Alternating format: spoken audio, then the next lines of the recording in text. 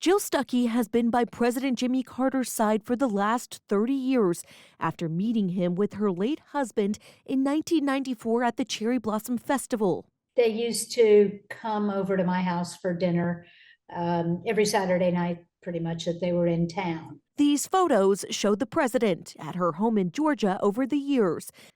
And even after those intimate moments on Saturday nights with her late husband and the Carters, I am nervous every time I meet him. It hasn't ended. I describe it more as giddy, excited every time I get to interact with them. she still gets nervous to speak with the president. One that kind of stands out is was sitting at the table one day and looked up, and President Carter is carrying one of my chairs out the back door.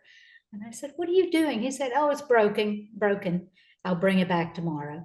And the next morning, about 7:30 in the morning, and he comes with my repaired chair. She says President Carter is a man of his word Handyman, former leader of the free world. and leaves behind many legacies. There's just so many aspects of their life. And I think everybody kind of focuses on what they want to focus, what their interests are.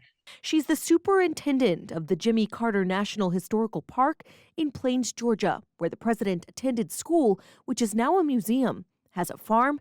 It's where he started his campaign for presidency, and now where he'll be laid to rest. Arrogant enough to think that I have an insight on what the Carters are thinking.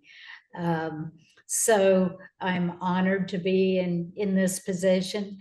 And it's so nice to be able to work with them on a daily basis and get their input and views on what we're doing here at the park, what they'd like to see here at the park, and tell me when I'm doing something wrong. President Carter gave the eulogy at her husband's funeral.